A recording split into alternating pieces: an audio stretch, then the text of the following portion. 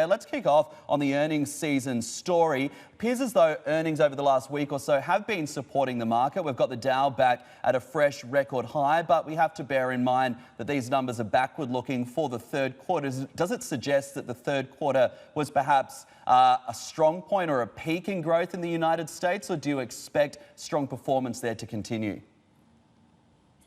I think it could be a peak in growth from a macro standpoint, that headline figure, but I think earnings growth momentum can continue. And I think actually if the stock market is to grind higher in the months ahead, then earnings growth has to take over from the policy support that we've seen from the Fed and the government fiscal spending, because as we all know, policy support is going to be withdrawn in the coming months. So it's really important that earnings take over and drive the stock market forward. And thankfully, so far, the results for the most recent quarter have been pretty good.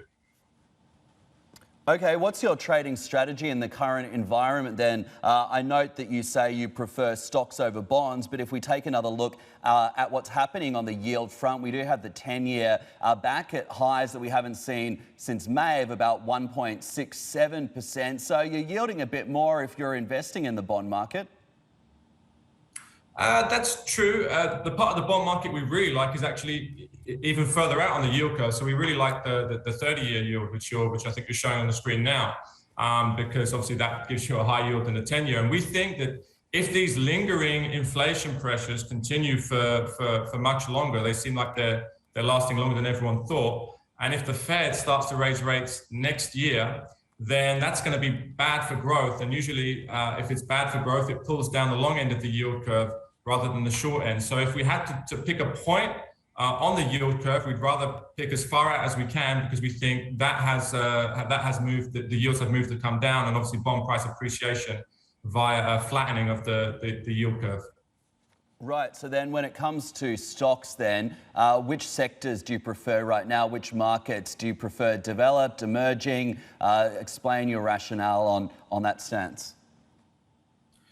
Yeah, so I think for stocks, we, as always, we have a broadly diversified portfolio. The biggest allocation is in the US. We still think the US is going to dominate in terms of DM. I know that Europe has lagged, but the US has some of the best quality companies, so we think that will drive DM forward. If we had to choose between DM and EM, though, we'd rather focus on emerging markets right now, and in particular, China. I mean, there's been a lot of talk, and I know at the top of your show with Evergrande and the likes, but at the end of the day, China is this fast-growing market. So we want access to these fast-growing markets for our clients.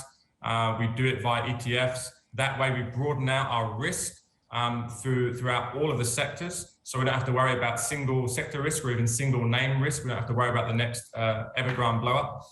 So right now, we have been tilting a little bit more towards EM, because we think that's the market that's lagged, and that's the market that can rebound going forward.